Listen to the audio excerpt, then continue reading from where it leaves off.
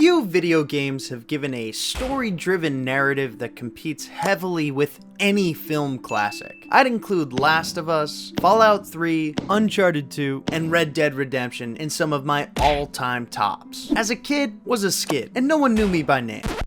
My bad, please ignore that. I was a cowboyer, you know the kind, running around, pew pew pewing all over the place, grabbing my cowboy hat and woodying my way into a saloon. Back in the day, when all you had was the Wild Wild West, the Steel Assassin PlayStation game, young cowboys like myself were dreaming of a game that would do Oregon Trail justice, without all the death by cold, lost wheels, or starvation. On the heels of the similar yet linear Red Dead Revolver, Rockstar Games took everything to the next level. And this is why Red Dead Redemption is perfect. Nothing says welcome to the Wild West like getting shot out the gate, blacking out, getting taken away by some strangers, and then waking up to a bandage and virtually no long-lasting issues. Thus begins the redemption arc for former outlaw John Marston, looking to get government-sanctioned revenge on big ol' Bill Williamson to ensure a safe and free life for his family. He's not fueled by greed or power, just family. In true Rockstar Games fashion, their games are less about a solid linear story and more about the world. They built a living, breathing western frontier that lets your imagination run wild with thoughts of Butch Cassidy and Jesse James, filled with chaps and horses and poker, obviously. Let your inhabiting maverick fantasies run wild. Just me? A couple important questions to mull. What is the future of a gang member after the gang disbands? Where do outlaws go other than jail or death? Think about it. A perfect underdog, John Marston is labeled by Bill Williamson as unimpressive. As the player's protagonist, you, or at least I, had an immediate guttural feeling to prove that wrong. No, I'm not. Marston is quiet, more of a listener than a talker. He sounds like Timothy Oliphant. I honestly always thought it was. Is that right? Dream casting for the movie before it's too late. Marston is mysterious, respectful, driven, and an aspiring family man. He struggles with the devilish nature of his outlaw past, but is looking to right those wrongs. A great duality with him is the balance of loyalty to the gang and his love and hope for a quiet life with his son and wife. When passing prostitutes throughout the world, Marston quips, "Sorry, I've got a wife." What a guy. He also has to deal with the world industrializing in front of his very eyes. The days of outlaws running the West are coming to an abrupt end, and he needs to navigate what the future holds. Rockstar games are easy to get lost in. Details are everywhere. Next time you're in one, like Red Dead, just take a moment and choose any area and start looking deeper. I was walking around Chuparosa and stumbled upon a blacksmith's workshop. Is there a store? Is there a clerk to buy stuff from? No, but it's just there, and that makes it pretty flippin' cool. These details are part of what sets Rockstar in a league of their own. You roll on by a random stranger and they say howdy. One of the best world building things they do is sprinkling the random events that you can choose to participate in or not. Hey, this guy's getting attacked by wild animals. Do you help him? Hey, this guy's looking for plants. Well, howdy. Do you collect them on your travels just to be a good guy? Or do you simply kill everyone? You're the deciding factor. The gameplay-based cutscenes also allow for a variety in the outfit you wear, as well as the weather and setting of the environment. When you get that sunset just right, a cutscene hits different. I'm bad at aiming. There, I said it, I can admit it. I've tried aim trainers, played FPSs for my entire adult life. I still am terrible at aiming. But Rockstar and Red Dead gave me hope. The aim assist on console made me feel like I'm not terrible at aiming. And now with it on PC, my Deadeye capabilities have gone straight cracked. Nobody hits those red X's like me. I can take out a whole militia without a care in the world. For real though, the Deadeye mechanic is awesome. Takes me right back to my bullet time days of Max Payne. The enemies are never too much to handle, and the system calls attention to how the substance is much more in everything else. I think the devs thought about how you could possibly make a duel interesting from a gameplay perspective. The quick nature of a draw without a Deadeye would make it a couple seconds, and losing would be infuriating. I'm getting heated just thinking about it.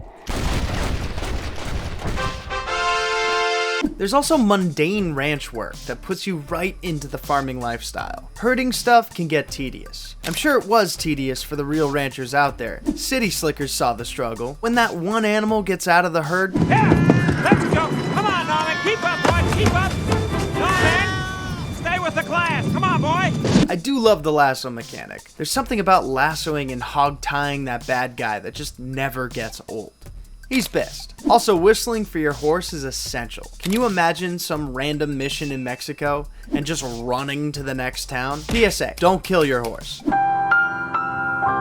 The game puts together a cast of characters. Bonnie McFarlane, a strong female character who rescued John along with her father Drew. Bonnie's character model always makes me think of Elena Fisher in Uncharted. They do a cool thing by making this relationship platonic in nature. In most games, they probably would have just out the gate. Instead, they respect and help one another, become the best versions of themselves. I hate to take money from a lady, miss.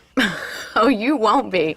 I'll race you right now. If it makes you happy. Lee Johnson gives me the strongest Brian Dennehy and Silverado vibes. You're the one that killed old Murdo McKendrick. Just chillin', sheriffing all over the place. Irish is a drunk. Imagine that. Nigel West Dickens is that classic trope of a snake oil salesman that is just duping the entire West to buy his concoctions. You as the player, of course, help him. Seth Briers could be played perfectly by Walton Goggins. Then I'm gonna cut you up piece by piece. Maybe it's because I just see a resemblance between him and his character in Shanghai Noon. What you got right in here? Yeah, you got this gun? You think you gonna do something with that gun? To be fair, Walton Goggins could play just about anything. Landon Ricketts is pretty much Gene Wilder in Blazing Saddles. I used to be called the Waco Kid. Dutch Vanderlyn is in a league of his own in character building. This character has always been charismatic as hell and one of my favorites. There's just so many great characters, and the list just grows as you go. I feel like directors like Quentin Tarantino and the Coen brothers copacetically work with Rockstar Games, creating this ever-growing pool of archetypes that the world of entertainment just dabbles in and builds off. English, mother.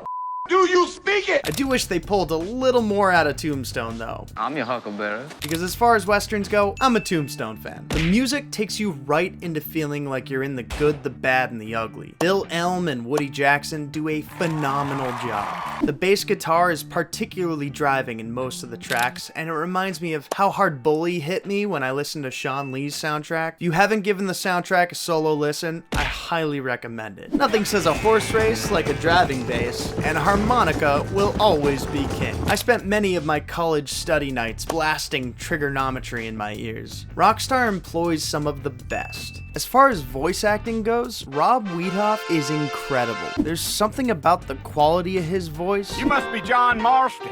Sometimes. and his delivery They ain't my friends. They're pleased to meet you, Jake. that really makes John Marston sympathetic from the get-go. Also, for when he finally shows up, Benjamin Byron Davis's Dutch Oh, it's nice to see you, John. is equally charismatic. The two of them are solid gold. Why does it hold up so well after so much time? I think any game that does right by a time period will remain almost a historical guidebook. This was the first video game in my mind that put you in the shoes of a real-life cowboy. Tourists certainly bring peace and prosperity to this land. A cowboy with a past as a bank-robbing outlaw, and a hopeful future of a good-hearted family man. As technology progresses, and this past seems further and further from modern comprehension, it's important to have this type of stamp on the period. It's fun to go back and experience it again after a little while. And not to compare it to Red Dead Redemption 2, but John Marston and Arthur Morgan are different enough to see the value in revisiting both for the arcs to play out. The redemption is real, blood red, and dead as a doornail. The world is enticing, and the characters are bursting with fruit flavor. It's an epic that plays out with steady nods to the Western tropes that make anyone a fan of the genre. And when it comes to characters, it's hard for me to think of a Western protagonist that evokes as much of an emotional response as the long and winding tale of John Marston. And that's why Red Dead Redemption is perfect. Have you played it? Which character was your favorite? Who should play these characters in a possible movie? Thank you so much for watching, and we'll catch you next time.